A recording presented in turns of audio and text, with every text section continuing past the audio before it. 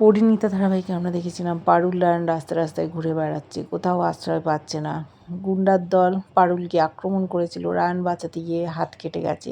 রাতের বেলায় এক ডাক্তারের বাড়িতে গিয়ে হাতে ব্যান্ডেজ বেঁধেছে।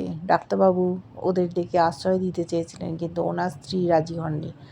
অচেনা অজানা কাউকে রাতের বেলা থাকতে দেওয়া ঠিক না। তারপর অবিবাহিত, কিন্তু পারুল বলেছিল আমরা বিবাহিত। ওখানে আশ্রয় পায়নি। রাতেবেলা এক দোকানের বেঞ্চে রাত কাটিয়েছে। পরিবারের লোকজন খোঁজাখুঁজি করছে। ওরা জানতে পেরেছে যে কোন জায়গায় এরা ঘুরে বেড়াচ্ছে। সকাল হয়েছে, দোকানদার ওদেরকে ওখান থেকে ভাগিয়ে দিয়েছে। শেষে পারুল বুঝতে পেরেছে কেন লোকেরা থাকতে দিচ্ছে না। ও শাঁখা পলা সিঁদুর কিনে দিয়েছে। কিনে রায়ান ওকে সমস্তটা পরিয়ে দিয়েছে, কিন্তু স্ত্রীর দাবি যেন না করে সেটা পারুলকে বলেছে। শেষ পর্যন্ত ওরা একটা বাড়িতে ভাড়া নিয়েছে, আশ্রয় পেয়েছে। দাদু ভাবছে ওরা হয়তো ফিরে আসবে। ওরা কি আদৌ ফিরবে?